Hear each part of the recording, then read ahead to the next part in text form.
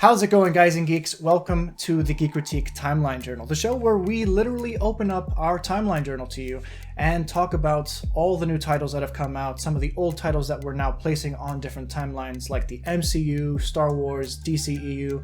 We have Pixar, we have Danmachi. We even have a surprise for you at the end of the video, something that you desperately needed a timeline placement for. But for those of you who aren't aware who I am, I'm Dakota. I love timelines. I love talking about timelines because I think that they help round out world building. I think they help round out stories. And even if the timeline isn't distinctly spelled out to you, I think it's incredibly important for whatever fiction you're reading or watching or playing to have some fixed chronology, even if you aren't aware of it. Because even if it's on a subconscious level, I believe that time is one of the, major 6 factors that all canon needs to abide by. That's for another video, but we have a lot to cover today. And if you'd like to skip to any different part of the video, any different title or section, you can, find the timestamps down below in the description or on the video timeline itself and skip ahead. But, please stay. Please like the video if you haven't already, because that does boost engagement incredibly. I know that this video is not going to be picked up by the YouTube algorithm because it's a bunch of different topics. It has nothing to latch onto. So please be sure to like this video and share it around if you're interested in other people also checking it out as well. But we're going to be starting with the MCU. We have Black Widow, Loki, Shang-Chi, What If, Eternals, and we're going to be talking about different aspects of each of those things. And then we're going to get into Star Wars and then DCEU and Pixar and so on. So Black Widow. It began in 1995 in Ohio. We saw a young, I think 11-and-a-half-year-old Black Widow, or Natasha Romanoff, while her and her, supposed family were living out there in Ohio. And I'm not going to be giving too many spoilers, but there will be certain spoilers in each of these titles based on, obvious spoilers that the timeline actually goes through. But we begin the actual meat of the film, Black Widow, as she's on the run, and this happens directly after, probably a day after her last scene in Captain America Civil War, where she's talking to Tony Stark about, how Ross is after her, basically. So she's on the run, she goes to Norway, she goes to all these places, but what's interesting is that this takes place directly after Civil War, where Black Panther, the next film in the series, takes place about a week after King T'Chaka dies, so some 4 or 5 days after Civil War. So this fits neatly in that space, and there's, another 2-week jump at the end of the film, which we cover in depth in our When Does Black Widow Take Place video. So please be sure to check that out if you haven't already. It's the most in-depth thing about Black Widow that I've done so far. You can find that right here. One interesting fact about the Black Widow movie is it gives us one particular date that I find really interesting, and that's her birthday, and that would be December 3rd, 1983. We see that in the intro footage where it's like a montage sequence, and you have her birth certificate, which claims December 3rd, 1983, which is just a short month before Arnim Zola claimed she was born in the Winter Soldier. So who do we believe? Arnim Zola, this super powerful AI, or her actual birth certificate? I'm going to lean towards the birth certificate on this one. Let's jump over to Loki, because it is so cool that they made a show literally about the timeline. It's literally...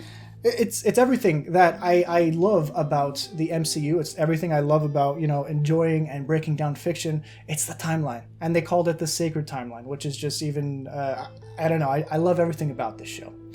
I appreciate the fact that we now have some canonical basis for how we are to understand the MCU timeline. It's not just us looking into the MCU timeline. It's also the TVA examining and pruning different things that don't work with the timeline. I love that. I love the fact that we have He Who Remains, this version of Kang who has been just presiding over everything, and there's different aspects and different periods and places and dimensions within the show, but they all revolve around the sacred timeline. We broke it down in depth. It's the most in-depth video on YouTube for sure, I think, on the Loki timeline. We go into how the MCU works, how time is supposed to work in reality versus this show, the different dimensions, the TVA, the void, how time works in the void. In this video right here, you can check that out. When does Loki Season 1 take place? But I do want to talk a little bit more about it I appreciate the fact that this takes place thematically after Avengers Endgame, because you can't watch this film directly after Avengers 2012, because while this Loki's personal timeline follows that film, it also follows the events that spurred out of Avengers Endgame. So it's impossible to watch this show without the knowledge of the Dark World, Thor Ragnarok, and Avengers Endgame, and understand what's happening in Loki. So it's imperative you watch this directly after Endgame, because it jumps right out of it. This also means that it happens before WandaVision.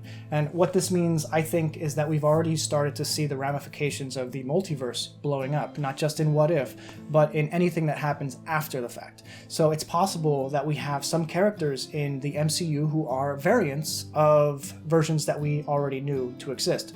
Perhaps Quicksilver in WandaVision, or J. Jonah Jameson in Far From Home, or maybe even Sharon Carter in... I don't know. That was a stretch. But I do believe we've already begun seeing variants in the MCU, and I think that is why this show is so important to take place before WandaVision. I think watching WandaVision after Loki may be an interesting thought process. Of course, we have What If next. It's thematically directly after Loki. It has to be because of the fact that the multiverse now exists. We have the Watcher being able to show us these different aspects of the multiverse, these different universes that have sprung up from the sacred timeline. I'm really enjoying What If so far. The episodes aren't capturing me as much as, say, Loki did, but I'm excited to see what they can come up with. I think it's just such a fun experience. So What If, the first episode takes place in World War II. It kind of it follows the story of the first Avenger, but with Peggy Carter as the one who gets the super soldier serum in 1943, and we have events that go all the way to 1945, where instead of her being trapped in ice, she, goes through some portal using the Tesseract in Shumagorath, and she's in 2011, presumably, which is when Steve Rogers picked back up in the sacred timeline after his 70 years under ice. Episode 2, I think, is really interesting because it follows T'Challa beginning in 1988, where we have the Ravagers pick him up instead of Peter Quill. And then we just see what happens to the universe if some kind force like T'Challa is, there to shape things. That we have even Thanos changed personality-wise because of some conversation that he and T'Challa had at some point, where he no longer wants to destroy half the universe. There's another way to do that, to fix the world's problems. So I love that. There's a bunch of different changes that we see. Another one is the fact that the Collector has a far bigger collection than we saw in Guardians 1. So I think that that's an interesting point that I would like to see explained a little bit better. Also, the bulk of this episode happens 20 years after 1988, so that would make it 2008, which I think is a really interesting choice, personally, because that means that this takes place in the same year that on the sacred timeline we have Iron Man for the first, or Tony Stark for the first time saying, "I am Iron Man." So I think that this is a ode to the fact that the entirety of the MCU as we know it wouldn't have happened if T'Challa was chosen to change the universe. I think that's pretty cool. We have some news on Shang-Chi and the Legend of the Ten Rings, as well as Eternals. According to director Destin Daniel Cretton, he says Shang-Chi is set in the present day in the MCU timeline, which was a question that Fandango asked to be clarified. They asked if it was post-blip, like Far From Home and WandaVision, and he says, yeah. So my best guess is that it takes place anywhere between 2023 and 2025. I have not seen the film yet. I don't want it spoiled to me, so if you have seen the film and you have some knowledge as to when it takes place, you can put it in our comments down below, and we'd appreciate that. Just keep it spoiler-free. Eternals has released its first and final trailer. Before this, we've only had a teaser before, which, I'm kind of cool with. I like the fact that there's only one trailer being shown for this movie. That's going to be in theaters and everything. But in this final trailer, we have Ajak, or Salma Hayek's character, saying specifically that 5 years ago, Thanos erased half of the population of the universe. Is this exactly 5 years after the fact? Is this 2023 as well? Or is she kind of just generalizing a 5-year gap? It could be 2024 as well, but right now I think the film sets itself in 2023. when Ikaris asks whether or not this is going to be happening, or this emergence that they're presenting is going to be happening anytime soon, she does mention that they only have 7 days before that happens. So I'm guessing the film as a whole probably takes place, besides the fact that it's a 7,000 year period that elapses between when they get to Earth and present day. I believe that this film is probably going to take place a little over a week in terms of its, current day timeline. Let's jump away from the MCU now, but if you do have any questions about the MCU timeline, the Star Wars timeline, any timeline that you think that I have some ability to answer in our next episode, please be sure to leave it in the comments down below. And that'd be awesome. Any engagement that you guys can give me on this video would be really useful, because last video that we did was super positive. Some of the best feedback I've received on a video ever, and the algorithm just never picked it up. So, but I do appreciate every single one of you guys for watching this video and liking and commenting and everything. So thank you so much for that. Our patrons actually get these videos 2 days early.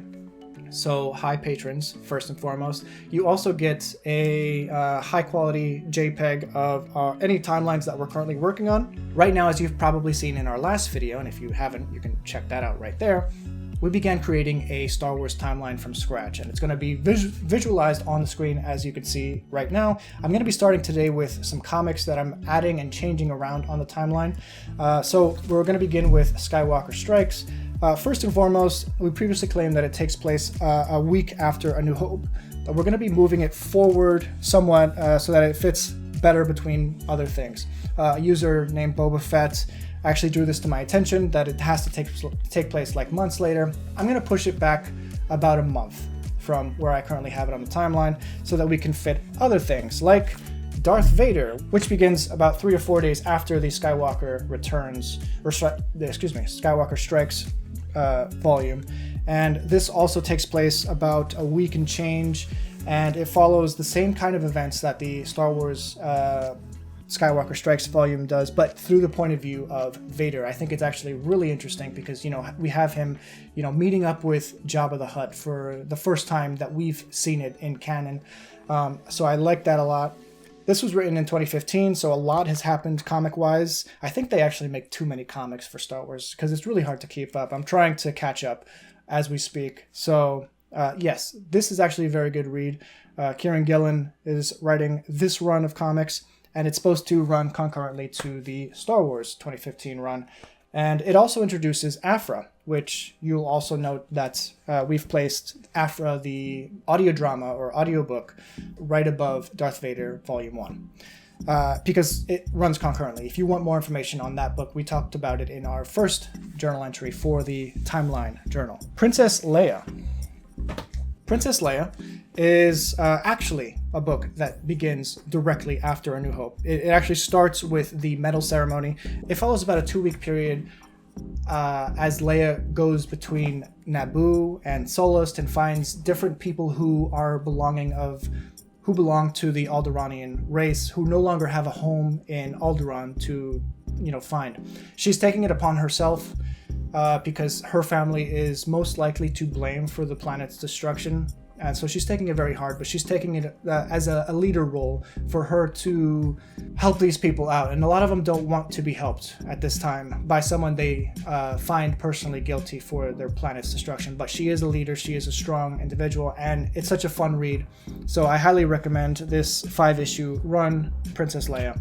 Again, it takes place literally right after A New Hope. Let's jump into the Bad Batch, because a lot has happened in the Bad Batch. The first couple episodes we spoke about probably took place within the first week or two. It was almost episode by episode. This happened the next day and the next day and the next day. But there was a unseen jump. I think it was, episode 7, Battle Scars. We see there's been a significant time jump with the amount of Mantel mix that they have put on Sid's tab. Mantel mix being the treat that Wrecker and Omega have given themselves after every successful mission. They say that 20 orders of Mantel mix have been ordered, which means that 10 missions have gone unseen, where these two have come back to order Mantel mix for themselves. So that's probably at least a month. And in that episode, we also have Rex, show up, who he himself says it's been a while. And when they ask him, where have you been? He says, that's a long story. So maybe several months have passed up until this point. But I love the show. I love the fact that so much is happening, that we're learning so much about the Star Wars universe that we kind of knew, but it's never been visualized or shown before. So one of the big things that they show in this series is the decommissioning of the clone troopers for the eventual uprising of the TK troopers, the actual stormtroopers that we're used to from the original trilogy. I really, really appreciate the way that they've done this. I think that this first season of this show is the strongest first season of any Star Wars animated series. I'm so impressed. We even got characters like Hera pop back up. We had Kanan pop up in the pilot episode. It's so good, and it all feels so timeline cohesive and intensive and well thought out. I love the show for that. So overall, it probably takes place 5 to 6 months over the course of, first episode to the last episode, all in 19 BBY, directly after Revenge of the Sith. Let's jump into the very first book that was added to the new canon, which was A New Dawn, which follows the characters Kanan Jarrus, again, and Hera. This is about 8 years after the Revenge of the Sith film, where Order 66 wiped out all the Jedis, and we have Kanan doing odd jobs. He's on the run. He's been working at this mining facility for some time, and Hera finds her way there in order to find some potential rebels. Not that they're starting the rebellion yet, but she's curious if other people hate the Empire as much as she does, for what the Empire did to her people on Ryloth. It's such a good read. I really appreciate that this is the first book to be added to the timeline or the canon universe of novels in the Star Wars universe, because it adds so much. There's a foreword by Dave Filoni that just expresses his desires and hopes for the upcoming run of comics and movies and shows. And this is before Star Wars Rebels really aired. And it's so good. I really love it. What's interesting is after watching Rebels and going back to this, like I just did, because this is not the first time I've read this, but after Rebels, there's a lot of parallels to the show that wouldn't be apparent on a first read. Like the fact that there's a character that Kanan meets where she has gone blind, which is something that happens to him in the show, and he's confused why she won't take the steps necessary to, get that fixed, which is something that he doesn't do either. I think that Filoni knew a lot more about what was happening in the show, or what was going to happen, than he necessarily gave credit for at the time. It's really impressive. Next up, we're going to be talking about Wave 2, specifically the books, within the High Republic initiative that they've been releasing. I love this era of Star Wars because it's so fresh. It feels like, it's almost like how I felt leaving the theater after The Force Awakens. It was a very reminiscent movie of previous movies, but the universe felt totally opened wide. And this is how the High Republic feels for me. We're going to be starting with The Rising Storm, which is the next book that follows the main events of Light of the Jedi.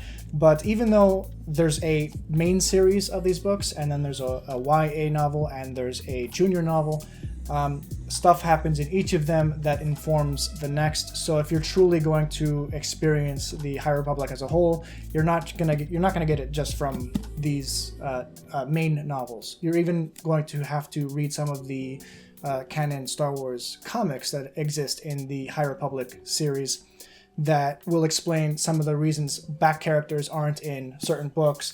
I'm not going to be talking about those comic books in this video just because they haven't really finished their arcs yet, so I'm not completely sure where to place them timeline-wise, but I'm pretty sure I know where these take place. So starting with The Rising Storm, many times throughout it, you have the prologue, which takes place many months after the great disaster that happened in Light of the Jedi. I'm not going to give too many spoilers because I think a lot of people really need to get on this, but I will give timeline specific details. So the prologue takes place around maybe 6 months after the events of that. Then several months later pass, and there's a number of characters throughout the book that remember the great disaster as almost a year ago or many months ago. And I feel like because they're saying almost a year, and they never ever say last year this event happened, I'm going to put it in 232 BBY, which is the same year that Light of the Jedi took place. I originally placed that book at the very start of 232 BBY, 200 years before 32 BBY.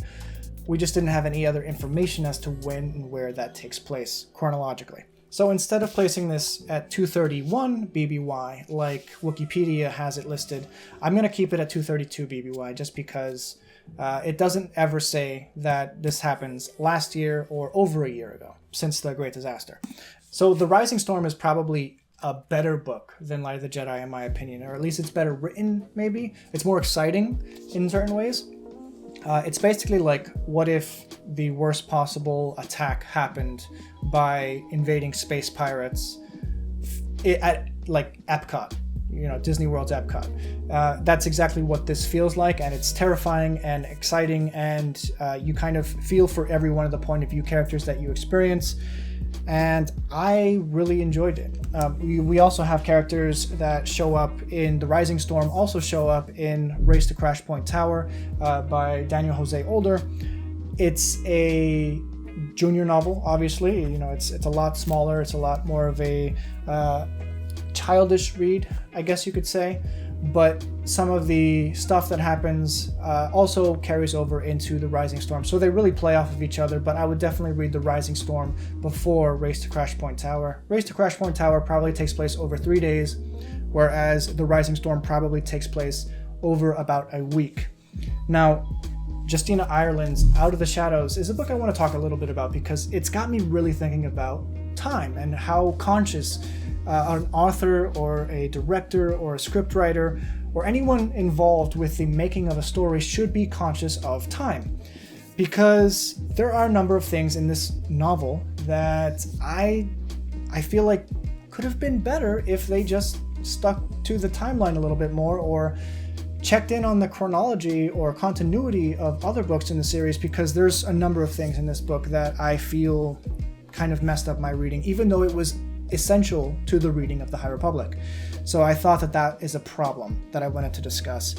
But it does say several months have passed since the events in Valo, or the Republic Fair, the event that I likened to Epcot on fire, basically. And this is the only book of the three to claim that the events of the Great Disaster from Light of the Jedi occurred over a year ago, or last year. So this is the only book I want to place in 231 BBY. So there's that. There's a number of things that I have a problem with. One is the fact that the main characters don't seem to know other characters from the High Republic, even though in Into the Shadows they claimed that they were old friends. Thought that was really bizarre, specifically Reith Silas and Imri Canteros. Why don't they know each other at the start of this book? Okay. Certain characters like Vernestra Rowe had to be told things several times throughout the book, like reiterating new information multiple times about the same information. So characters that were already introduced to a certain concept had to be reintroduced to those concepts later in the book, as almost like the author forgot that this character knew that information. That kind of really bothered me. And another one is that the villain claimed to have certain intel that she's had for over a year, but that's not possible because this is only a couple short months after Valo, in the Rising Storm, where she learned that information. So it's just, it kind of boggles my mind how this got past the editors, but here we are. The story is kind of hard to explain, and ultimately it's weird because this is a smaller scale story that has a big impact on the primary threat of the Nihil and what they're actually planning. And ultimately, I don't even know what they're planning anymore. They have so many little plans in motion. So I think that this might be one of my least favorite of the High Republic, even though I would still consider it maybe like a 3 out of 5. So there you go. Let's jump out of the shadows, out of the High Republic era, and go a little bit further down the line with Dooku Jedi Lost. It's another book written by Cavan Scott. Actually, this was a script written by Cavan Scott, adapted into an audio drama It's about Dooku's life and how he went from a very promising young Jedi to the Sith Lord we know from the prequel films. It's a fascinating tale of, just going down the dark side path, and how easily that switch is flipped with Force users. Dooku Jedi Lost is actually told from the perspective of Asajj Ventress, the character from the Clone Wars that we meet, and is the assassin of Dooku at the beginning of the Clone Wars, and eventually she kind of leaves that side of her behind. But before all that came Dooku Jedi Lost, where she is inducted by Dooku to find his wayward sister, and Dooku gives her the information, the intel necessary to find the sister and everything. And it's really interesting because we learn a lot about who Dooku is via different holos that he presents Asajj with, so that she can get as much information not only on him but his family as well. And it goes all the way back to maybe like 92 BBY to maybe 41 BBY. So while all these are flashbacks, I don't consider them where the story takes place in the timeline. I could very easily put it at 92 BBY, but I'm going to place it at 22 BBY, which was just before Attack of the Clones. I think this is important because narratively, there's a lot of stuff you'd be skipping just by placing it earlier on the timeline if you ever plan to look at everything chronologically. I think by assuming they're flashbacks and not the actual chronology of the story, I think the story makes a lot more sense. So I'm going to place it there. The actual events of the story in real time, in 22 BBY, likely take place over a 2-week period. Sticking with Dooku and Asajj Ventress, we go on to the next book, Dark Disciple, which is one of the best books in the canon period. I cannot express enough how much this is such a good story. It's such an emotionally driven story. You're going to have ups and downs, and it's going to take you for a roller coaster. It's basically the story of Quinlan Vos, a Jedi who is tasked by the Jedi Order to accompany Asajj in taking down Dooku for good, to assassinate Dooku. It's something very un-Jedi-like, but it's something that it's a final resort that the Jedi Order, the Jedi Council, is tasking this young Jedi, Quinlan Vos, to do. Along the way, he falls in love with Asajj Ventress, and they try to take Dooku down. And I'm not going to go any further than that in telling what happens, but it's such a good story. It was originally written by Katie Lucas, George Lucas's daughter, to be an 8-episode arc of the Clone Wars, the final season of Clone Wars, Season 7. While Wikipedia says that this is 19 BBY, that's also the year that Revenge of the Sith takes place, and a lot of stuff has to happen between Dark Disciple and Revenge of the Sith for this to make sense. So I don't necessarily completely agree with that. I think it has to take place between 20 and 19 BBY.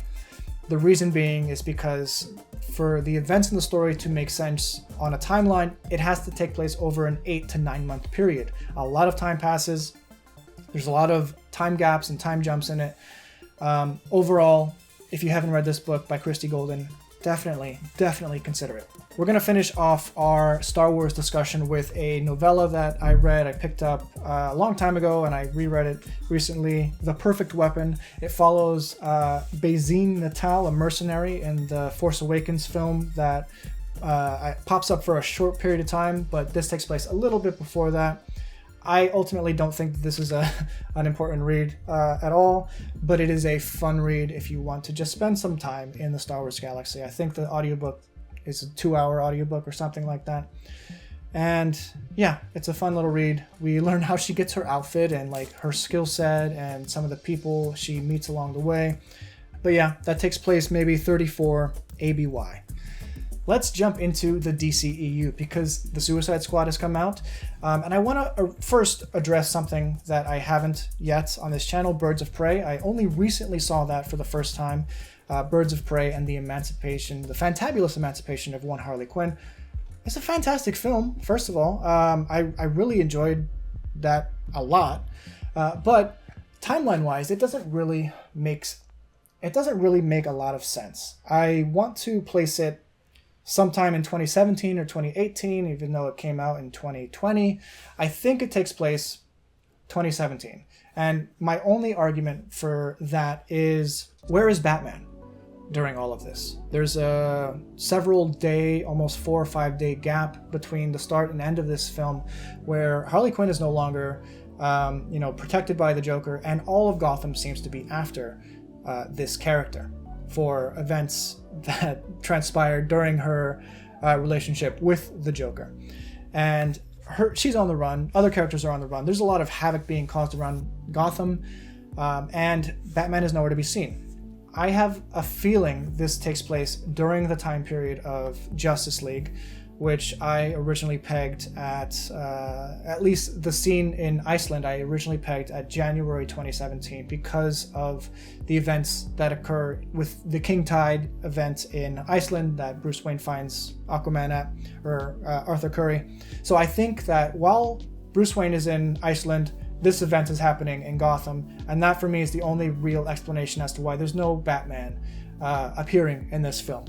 The Suicide Squad is a fantastic pseudo sequel to Suicide Squad. A lot of recurring characters. We have Amanda Waller. We have obviously Harley Quinn. We have Boomerang, and others.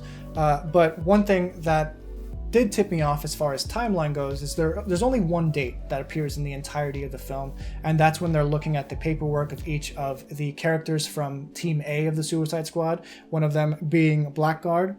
On his file, it's the only one that we can see the full birth date for, and it reads 4/22/93, so April 22nd, 1993 is Blackguard's birthday, and it says that he's 28 years old. 28 plus 1993 is 2021, so this has to take place anytime after April 22nd, 2021, and anytime before April 21st, 2022. I'm gonna guess this takes place summer 2021, kind of like it fits right now.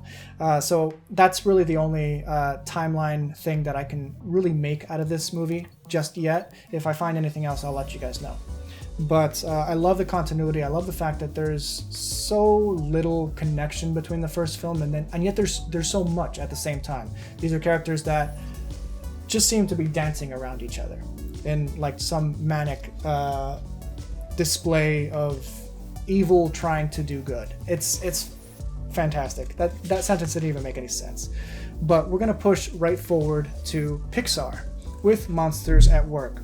It's a surprisingly charming series that is Pixar's first ever animated series. You know, it follows the characters of Monsters, Inc. literally a day after the events of Monsters, Inc. After it turns from a scare factory to a laugh factory, and both Mike and Sully become managers at Monsters Incorporated.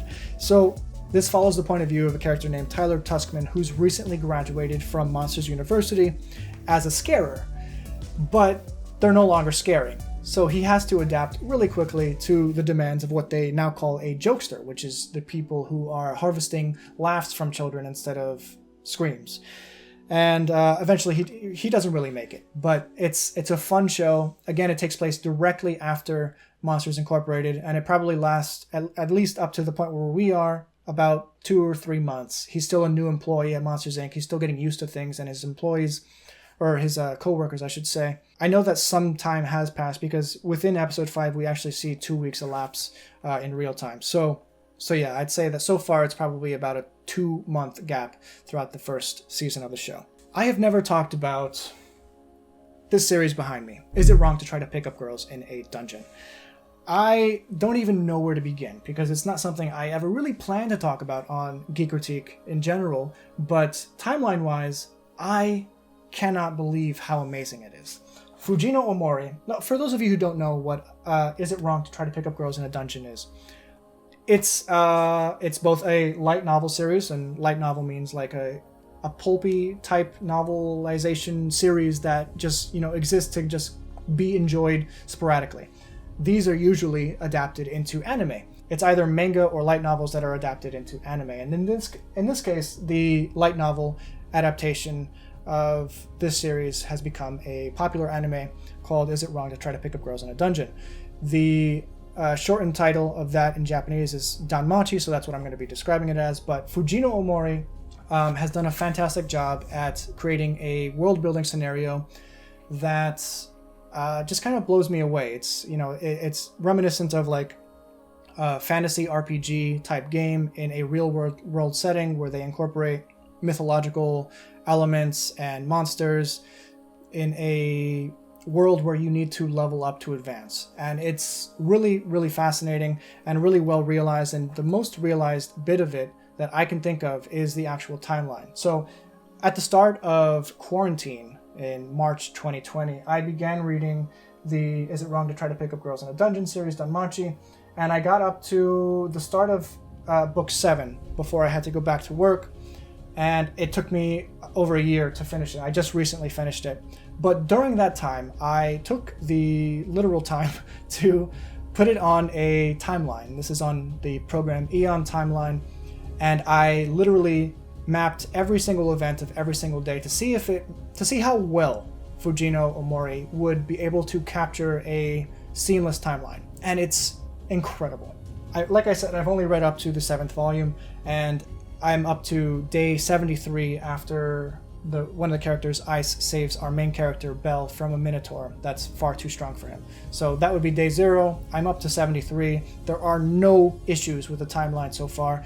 There are days that he skips, like he'll be like 2 days ago or 2 days later, this happened.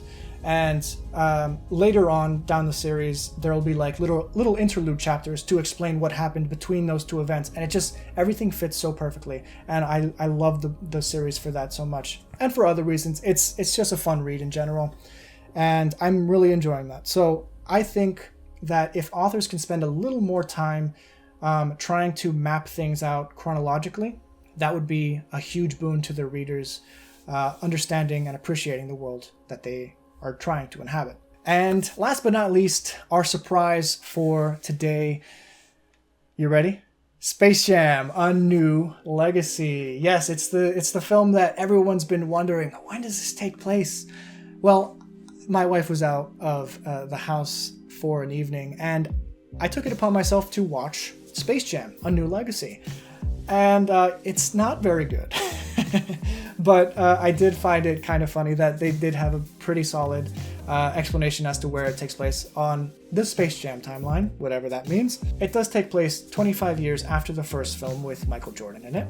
Cool. That's literally exactly the amount of time that has elapsed between the first film and this second film. It's been 25 years. I think the first film came out in 96, so that makes sense. And they reference that a couple times throughout the film, but most notably, they actually do have a single date. We have a character reading a newspaper that reads Monday, July 16th, 2021. And that's actually the date that the movie came out. So I guess they coordinated that little Easter egg into the final product, and I think that that's pretty cool. The eventual climax, as you know, there's a 24-hour period between the start and end of the film, would happen on the next day, July 17th, 2021. So I hope you enjoyed today's episode of the Geekritique Timeline Journal. If you did, please be sure to like this video, subscribe if you haven't already. If you've watched up to this point, please leave a comment that somehow incorporates the term A New Legacy. Please hit that notification bell to get notified when we do drop new episodes of this and other stuff. We have other videos coming down the line. Other timeline stuff as well, not just for this Timeline Journal series. So I hope you are all around for that. Thank you so much for watching up to this point, and I hope you have a wonderful day. Have a good one.